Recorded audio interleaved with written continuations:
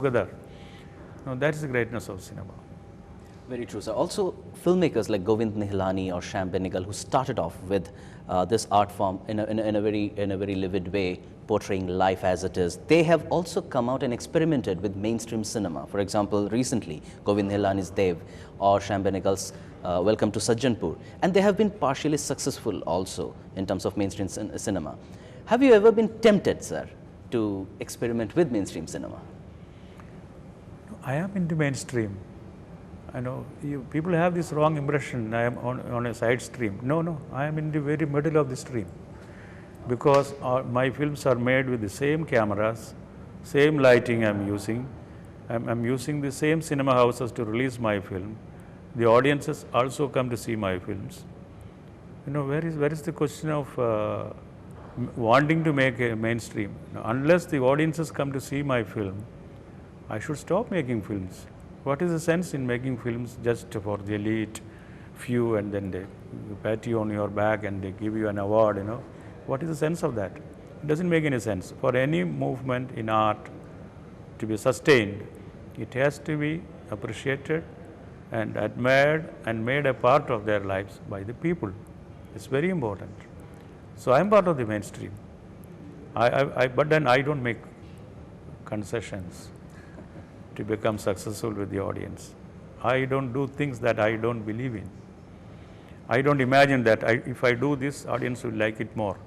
It is just the other way. I like certain things, and I do that, and I imagine my audience they are intelligent people. They are responsible. They are responsive, and they will respond to it positively.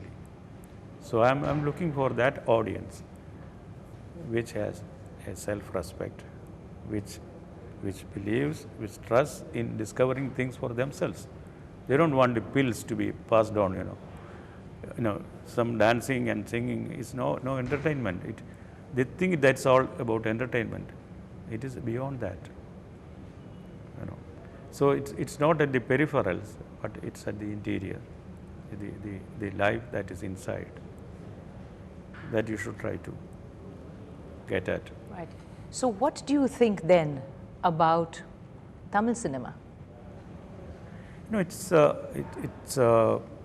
We should not categorize films on the basis of the language spoken in the film. The cinema's language is universal, in fact. In fact, with the invention of the subtitling, it can be shown in any part of the world, and then you can use the language of that region in the subtitles. Now, this is the great advantage cinema has, much more than any novel or any painting, any music. This is shown before audiences around the world. This is the possibility. This is the great potential of cinema. So, whether you make a film in Tamil or Malayalam or Telugu, the film has worth in it. It has the prospect of being seen by anyone, anywhere else in the world. This possibility is there. It is inherent in it. So, of course, there are new trends being practiced in Tamil cinema today, and I know very many young people are at it. And Tamil cinema at one time did not allow any young people to make any entry into it. It was a closed door, for others.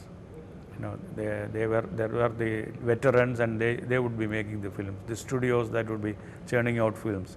So that thing is something of the past now. So it is becoming more and more personalized.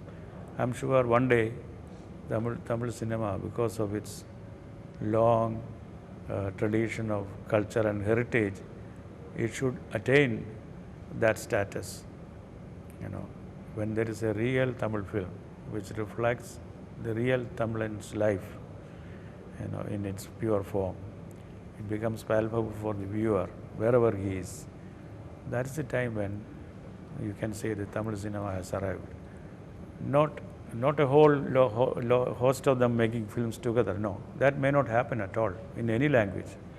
It will be the individual's contribution that this cinema will arrive and be sustained.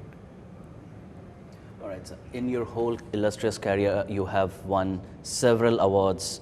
I mean, I would not even dare to name one or two of them, lest I should not be giving undue importance to one and not to the other. But also the fact that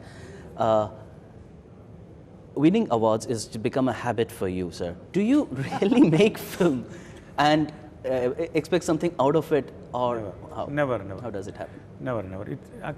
Awards are real pleasant accidents. You know, sometimes a very deserving film may not get any award. Sometimes it depends always on the jury that is constituted, whether nationally or internationally. See, if you have some understanding of a particular culture, you will understand a film made in that culture. You know, for instance, a European audience may not understand everything about what we do in our cinema, or an American audience may not.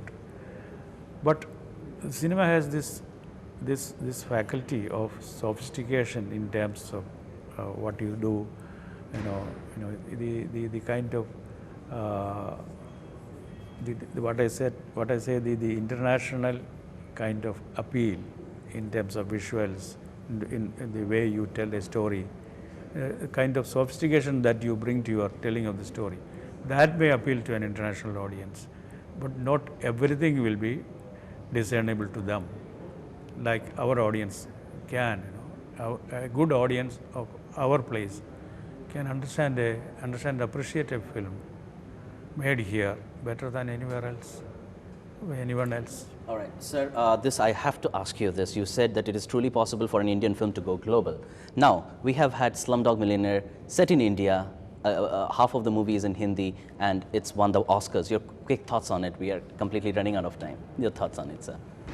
It's a very anti-Indian film, very anti-Indian film, and it's all the bad elements of Bombay's commercial cinema put together and in a very slick way, and it underlines and endorses what the West thinks about us.